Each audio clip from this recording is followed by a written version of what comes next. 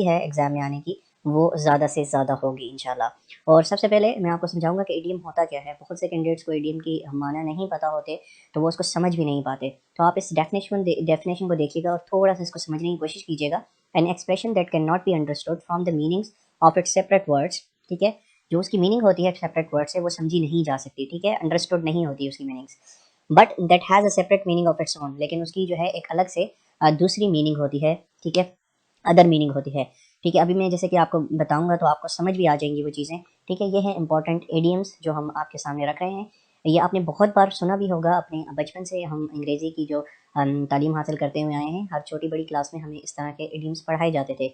In apple in apple pie order, इसका meaning क्या है? अब जो रेड में है, जो रेड में सेंटेंस लिखा हुआ है, इसको हम इडियम कहेंगे, ठीक है? और जो ब्लैक में जो उसकी डेफिनेशन है, ये उसकी मीनिंग है, ठीक है? इसको याद रखिएगा। इन एप्पल पाई ऑर्डर का मतलब होता है perfectly neat and methodical arrangement, ठीक है? एक तरतीब से रखी हुई चीज़, ठीक है? उसको हम कहते हैं इन एप्पल पाई ऑर्डर। अब इडियम्स जो होते हैं, इनमें काफ़ी बार जो है आपको लफ्ज़ से ही आपको उसकी मीनिंग का पता लग जाता है। तो अब व्हाइट एलिफेंट ये बहुत बार यूज़ होता है। आप डॉन न्यूज़पेपर के अगर आप जो है वो डेली रूटीन में आप पढ़ते हैं डॉन न्यूज़पेपर, तो उसमें काफ़ी जो आपके एडिटोरियल्स होते हैं उसके अंदर ये लफ्ज़ यूज़ होता है वाइट एलिफेंट, जिसको हम कहते हैं too costly to be worth maintaining. Suppose एक ऑर्गेनाइजेशन है, ठीक है? ठीक है? वो एक व्हाइट एलिफेंट है। व्हाइट एलिफेंट हम उसको क्यों कह रहे हैं? क्योंकि वो प्रोडक्टिविटी जो है वो नहीं कर रही, प्रोडक्टिविटी पैदा नहीं कर रही, लेकिन जो उस पर जो कॉस्टली जो है उस पर खर्चा होता है। अब जैसा कि पाकिस्तान स्टील मिल्स है, ये व्हाइट एलिफेंट है। प्रोडक्टिविटी ज़ीरो है, लेकिन फिर भी जो है हमने उसको समझा हुआ है कि हमारी इंडस्ट्री, हमारी ये, हमारी वो। तो उस लिहाज से आप उसको व्हाइट एलिफेंट कहते हैं, जिसका मतलब होता है too costly to be worth maintaining. अच्छा, अब ब्लैक शीप जो है ये आपने बचपन में भी पढ़ा होगा, बहुत सी बुक्स के अंदर, इंग्लिश की किताबों के अंदर, इंग्लिश की सिलेबस के अंदर। That member who is thought to be a disgrace to the other members of it, ठीक है? अब ब्लैक शीप कहते हैं, ठीक है? एक खानदान है, उसमें से एक ब्लैक शीप होती है। ब्लैक शीप से मुराद कि वो हमेशा जो है वो मुनाफ़क़त कर रहा होता है, या आपके दोस्तों में आपके दोस्तों का एक ग्रुप होता है जो बहुत ही स्ट्रांग होता है, जो एक दूसरे का साथ देने वाला होता है, लेकिन उनमें से कोई एक छुपा हुआ ब्लैक शीप होता है जो डिस्ग्रेस करता है सब चीज़ों को, ठीक है? खराब करता है।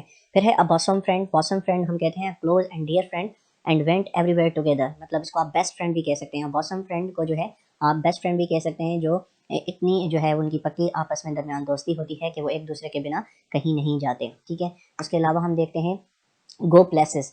गो प्लेसेस से मुराद होती है टू बी प्रोग्रेसिंग और finding success in some area of one's life. अब सपोज एक बंदा है, वो इतना इंटेलिजेंट है, तो मैं उसको कहता हूँ यू विल गो प्लेसेस। उसका मतलब ये होगा यार तुम दुनिया देखोगे, तुम दुनिया में जो है बहुत सक्सेसफुल जो है प्रोग्रेस करोगे। तो इसको हम कहते हैं गो प्लेसेस। उसके बाद आप देखेंगे pass the buck, to evade responsibility, ठीक है? उसके अलावा देखेंगे finger in the pie, involve in something, ठीक है? फिंगर इन द पाई बहुत ही इंपॉर्टेंट इडियम है, इसको आपने याद रखना है। A person who is involved in something, ठीक है?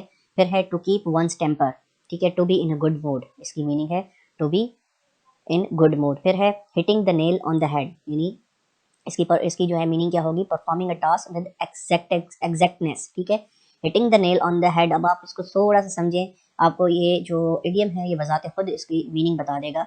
Hitting the nail in the head, कि आप एक टास्क परफॉर्म कर रहे हैं, वो इतनी सही तरीके से आप टास्क परफॉर्म कर रहे हैं, तो उसको हम कहते हैं performing a task with exactness, ठीक है? फिर उसके बाद आप देखेंगे a bolt from blue unexpected misfortune, इसका मतलब है वंस अ ब्लू मून। इसका जो है रेयरली, यानी कभी कभार। वंस अ ब्लू मून यानी जो जो मून होता है, जो चांद होता है, वो कभी भी जो है वो नीला नहीं पड़ता, ठीक है? समटाइम्स ऐसा होता है कि कोई ऐसी एनवायरनमेंट में ऐसी चीज़ पैदा हो जाती है कि समटाइम्स चांद का कलर जो है वो ब्लू नज़र आता है, वो भी कभी कभी। तो उसका मतलब होता है रेयरली, ठीक है? Kick the bucket means to die, all and sundry means everyone, ठीक है? इसके अलावा हम देख लेते हैं अबव बोर्ड का मतलब होता है ऑनेस्ट। अच्छा, उसके बाद देखें बहुत ही इंपॉर्टेंट इडियम आने लगा है, पोर कोल्ड वाटर ऑन, यानी पोर यानी ठंडा पानी गिराना, ठीक है? इसका मतलब है डिस्करेज। एक बंदा होता है, आप उसको मोटिवेशन देते हैं, यार तुम कर सकते हो, तुम नहीं, तुम कर सकते हो, तुम ये, तुम्हारे लिए टास्क आसान है, तुम्हारे लिए गोल आसान है, ठीक है? आप उसको हिम्मत दिला रहे हो, मोटिवेशनल, ठीक है? जब आप उसको डिस्करेज करते हो, तो आप क्या करते हो? किसी चीज़ यानी गर्म चीज़ पर ठंडा पानी गिरा देना, यानी उसके जो एहसासात हैं उसको आपने ठंडा कर देना। तो उसका मतलब होता है डिस्करेज, यानी आप किसी बंदे को उसके ऊपर pour gold water on, pour cold water on का मतलब है किसी के एहसासात पर, किसी की जो है गोल्स पर आप ठंडा पानी गिरा देते हैं, तो डिस्करेज करते हैं उसको, ठीक है? उसके बाद है to read between the lines to grasp the hiding meaning, यानी जो हिडिंग मीनिंग छुपी हुई होती है, उसका मतलब है to grasp the between the lines, ठीक है। उसके बाद best of the both worlds का मतलब है benefits of the two things and none of the advantages. फिर है नोड ऑफ। नोड ऑफ देखते हैं जब आप इंसान सोता है तो वो नोड जो होती है यानी गर्दन जो होती है वो झुका लेता है, गिर जाती है, तो उसका मतलब होता है फेल असलीप, ठीक है, यानी सो जाना। रेड लेटर डे, ठीक है, रेड जो कलर है ये हमेशा डिस्प्ले करता है किसी भी इंपॉर्टेंट चीज़ को। अब यहाँ पर देखें रेड लेटर डे, ठीक है, रेड लेटर डे से मुराद क्या होगी, दिन, एंड इम्पॉर्टेंट डे, ठीक है। तो इस तरह से अगर आप इसको समझेंगे तो आपके लिए इडियम्स जितने भी आ जाएं, अगर आपने वो कभी इडियम पढ़ा भी ना हो लेकिन आप अगर उसके लफ्ज़ों पर गौर देंगे तो वो आपको समझ आना स्टार्ट हो जाएगा। उसके बाद आप देखेंगे गेट द सेक मतलब वॉज डिसमिस्ड फ्रॉम। सैक का मतलब होता है निकाल देना, किसी को सैक कर दिया जाए नौकरी से। अब देखें कितने मुलाजमीन जो है वो सैक कर दिए गए हैं, सुप्रीम कोर्ट में भी केस लगा हुआ है, आप डाउन न्यूज़पेपर में पढ़ते होंगे ये जुमला। अब गेट द सेक मीन्स मतलब होता है वॉज डिसमिस्ड फ्रॉम, किसी चीज़ से उसको डिसमिस कर दिया हो। फिर उसके अलावा देखेंगे आप बहुत दफ़ा ये यूज़ होता है ये सेंटेंस, ये idiom, the pros and cons of, consider all facts, यानी आप जो कंसिडर करते हैं ऑल फैक्ट्स, जो भी फैक्ट्स होते हैं उसको कंसिडर करते हैं, to pros and cons of, हर चीज़ के प्रोन्स एंड कॉन्स होते हैं। तो हम जब ये लफ्ज़ों में अपना इस्तेमाल करते हैं, कभी कभी हम अपने बोलते हुए डायलॉग्स में इस्तेमाल करते हैं ये जुमले, ठीक है, इसको आपने याद रखना होगा। बाय लीप्स एंड बाउंड्स का मतलब होता है वेरी क्विकली, ठीक है, कोई भी चीज़ आप जल्दी से कर लें, ठीक है। उसके अलावा turn a deaf ear to, ठीक है, ये भी बहुत इंपॉर्टेंट है, टू इग्नोर और refuse to listen to someone और something. Turn a deaf ear, deaf का मतलब होता है यानी बहरा हो जाना, यानी आपने किसी की बात को, यानी आपने उसकी बात को मतलब ऐसे बिहेव किया कि जैसे आप सुनते ही नहीं है, तो इसका मतलब होता है इग्नोर करना, टू इग्नोर और रिफ्यूज टू लिसन समवन और समथिंग, ठीक है। स्टार क्रॉस्ड क्या होता है, स्टार क्रॉस्ड का मतलब होता है अनलकी। जब आप देखते होंगे जो हम कहते हैं ना you will touch the star, मतलब आप इतने लकी होंगे कि आप स्टार तक पहुंच जाएंगे। स्टार क्रॉस्ड का मतलब है यानी आपने स्टार्स को क्रॉस कर दिया, मतलब उसको हिट नहीं किया, तो इसका मतलब होता है unlucky. Leave in the lurch, to leave something in difficulty, ठीक है। उसके बाद in the blue funk, in a state of terror. उसके बाद प्ले वंस कार्ड राइट, ये देखें ये लफ्ज़ से ही आपको पता लग जाएगा कि इसकी मीनिंग क्या हो सकती है। To get benefit of the opportunity, यानी अगर आपको कोई अपॉर्चुनिटी मिली है तो आप सही कार्ड खेलें, ठीक है। प्ले वंस कार्ड राइट, अगर आपको कार्ड खेलने का मौका मिल जाए तो आप सही कार्ड सही जगह पर आप यूज़ करें, तो इसका मतलब होता है to get benefit of the opportunity. उसके बाद फोर्ट नाइट मीन्स जो है इसका मतलब होता है 14 डेज़। अगर आप देखते हैं सुप्रीम कोर्ट के ऑर्डर्स में या कहीं पर भी हाई कोर्ट के ऑर्डर्स में या लिटिगेशन के कितने केसेस में लिखा होता है कि reply with in fort night, इसका मतलब होता है with reply with in 14 days, ठीक है। फिर होता है मेलाफाइड, आपने बहुत बार यूज सुना होगा, इसको कहते हैं bad intention. Face the music means, यानी हम कहते हैं ना कभी कभार you will face the music, ठीक है, इसका मतलब होता है टू बियर द कॉन्सिक्वेंसेज, यानी तुम्हें कॉन्सिक्वेंसेज जो है इसको सहना पड़ेगा। उसके बाद rule of thumb, a rough, ठीक है, रूल ऑफ थंब से मुराद है अ रफ एस्टिमेट, ठीक है। रूल ऑफ थंब कहते हैं ना कि हम यार ये तो इतना आसान है चीज़ें, रूल ऑफ थंब पे चीज़ें हो जाती हैं, इसका मतलब होता है हम रफ एस्टिमेट लगा रहे होते हैं किसी भी चीज़ का होने का, उसकी पॉसिबिलिटी का, ठीक है।